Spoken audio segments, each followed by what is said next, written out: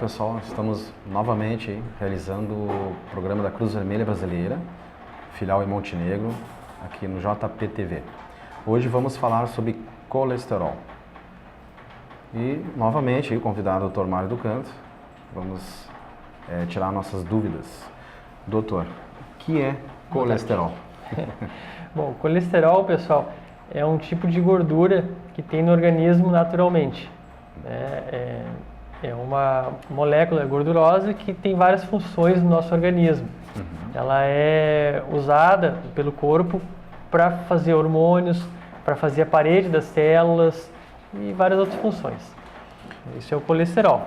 Sim, e também temos triglicerídeos. O que seria para as pessoas que não têm? Os triglicerídeos é um outro tipo de gordura, né?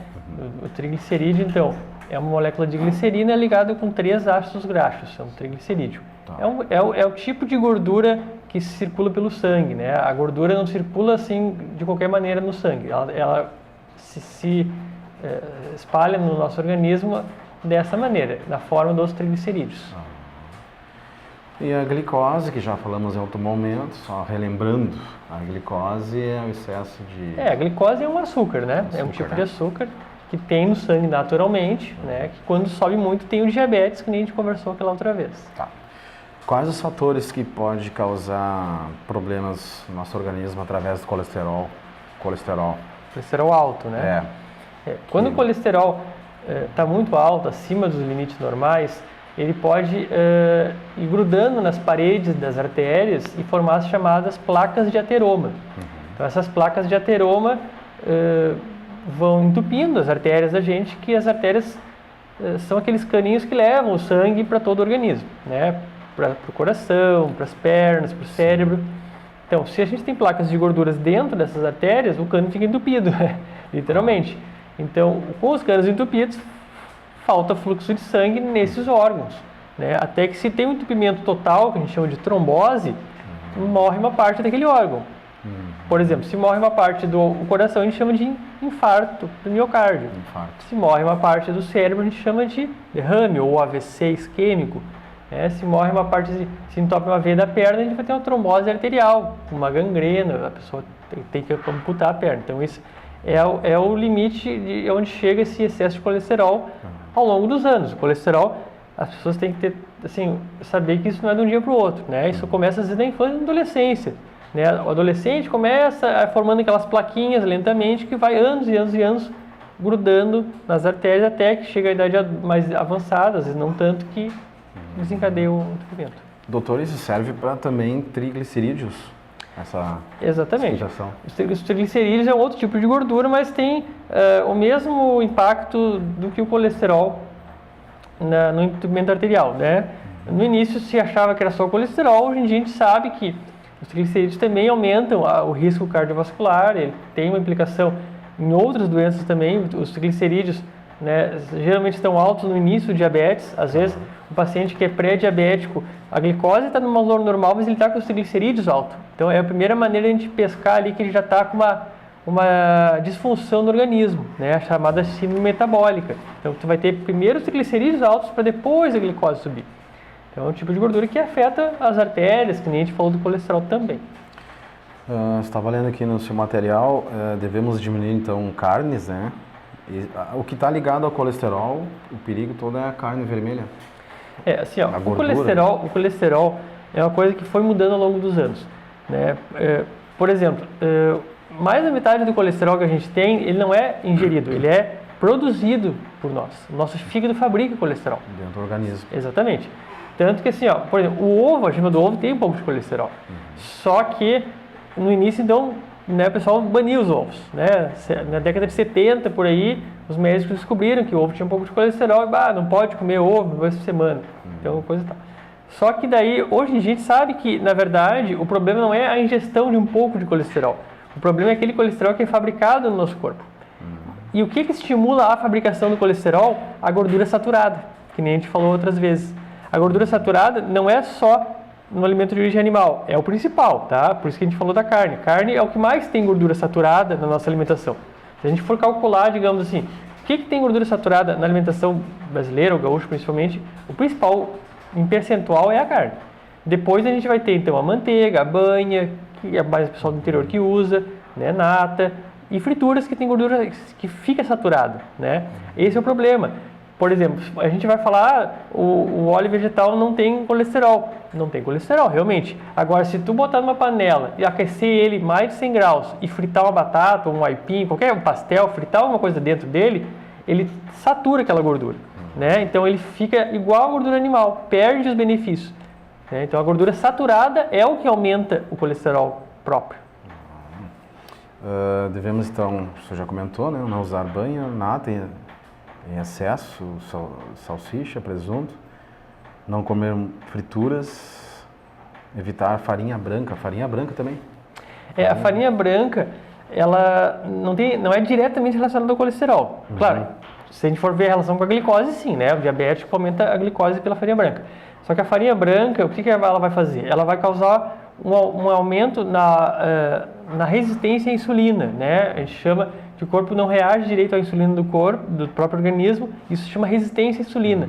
E um dos fatores é a farinha branca, o açúcar, né, os refrigerantes que são muito doces. Então isso vai aumentar essa resistência à insulina. E a resistência à insulina aumenta os triglicerídeos, que também aumenta o risco cardiovascular. É uma maneira um pouco mais indireta, mas também piora o risco cardiovascular através de excessos de farinhas refinadas e açúcar. E o que é bom, então, para evitar, né, problemas de colesterol, triglicerídeos, glicose, frutas e vegetais, aveia em flocos, leite desnatado, arroz, feijão.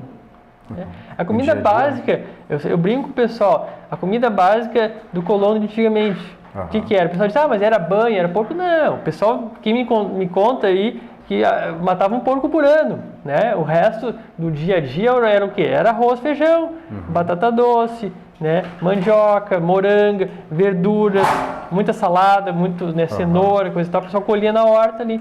E o arroz e feijão, era o básico, e o aipim, né? Então, essa era a alimentação básica vegetal natural. Então, é bem simples, né, pessoal? Se a gente pensar um alimento vegetal natural, que não for frito, que não for modificado, essa é a alimentação mais saudável. Quanto mais variado, mais colorido, melhor, né? Desde que seja natural. Eu estou lendo aqui, fibras, frutas, né? Arroz, feijão, saladas variadas, né? Alimento que contém bastante fibras, né? A fibra é importante pelo seguinte, ó. Na natureza, os alimentos têm fibra, certo? Por exemplo, a fruta tem açúcar, tem um pouco de açúcar, toda fruta tem açúcar, só que ela tem a fibra junto. E a fibra, o que ela faz? Ela segura aquele açúcar no intestino, aquela gordura, e não deixa absorver tanto, né? A fibra funciona como, faz uma limpeza intestinal, certo? Então essas fibras não são absorvidas e carregam junto aquela gordura para ir embora, né? Então, e essa fibra está onde? Na parte externa dos vegetais, né? Por exemplo, a farinha branca não tem a fibra, né? A farinha, aquela integral que tem a fibra, mais escura, né? A aveia em flocos é pura fibra, tem bastante fibra, então é excelente. Tanto que a aveia natural em flocos baixa o colesterol, abaixa os triglicerídeos, melhora o diabetes e outras coisas que tem fibras também, né? A linhaça, o centeio integral e essas coisas, né? Todas ajudam a baixar o colesterol. Muito bem, e é importante diminuir o consumo de sal. Acho que o sal por dia, existe um estudo, quantidade de sal? O sal é variável, mas a pessoa que tem tendência à hipertensão, máximo 2 a 4 gramas por dia. Isso é muito, né? O brasileiro consome em média 12 gramas por dia, então é bem mais do que precisa. Bom, novamente falar, né? Atividade física diária. É verdade. Mais uma coisa que eu me esqueci de avisar. Pessoal, quando a gente pensar em alimento integral, nem todo alimento que a gente tem nos mercados, que é dito integral, realmente tem todas as propriedades integrais. A gente tem que cuidar com aquele pão de centeio da padaria, que diz, o cacetinho integral. Muitas vezes aquilo ali é pouca farinha integral, né? A gente tem mais farinha branca ali do que integral, um pouquinho de farinha integral. A gente tem que ter muito cuidado, olhar os ingredientes, perguntar se aquilo é feito só de farinha integral ou se tem muita farinha branca misturada, porque às vezes a gente se engana. Está comprando um pão que a gente acha que é integral, mas na verdade o básico é farinha branca e um pouquinho integral, né? Vamos aprender a ler as embalagens dos pães, né? A farinha branca, ela está descrita como farinha de trigo enriquecida com ferro e ácido fólico. Essa enriquecida com ferro e ácido fólico é a branca, certo, pessoal? Então, se o primeiro ingrediente do pão for isso aí, ele é basicamente farinha branca ainda, mesmo que tenha um pouquinho integral. Tem que cuidar. O doutor estava lendo aqui, dar preferência para frutas e verduras cruas. Eu vi um vídeo na rede social na questão da maçã. O pessoal, eles passam um produto ali para ficar bonita a maçã e na realidade estão contaminando o produto químico ali, né? Eles passam, não recordo o que é. Então a gente tem que ter cuidado também, né? Essas questões, por isso que tem que lavar bem, né, pessoal?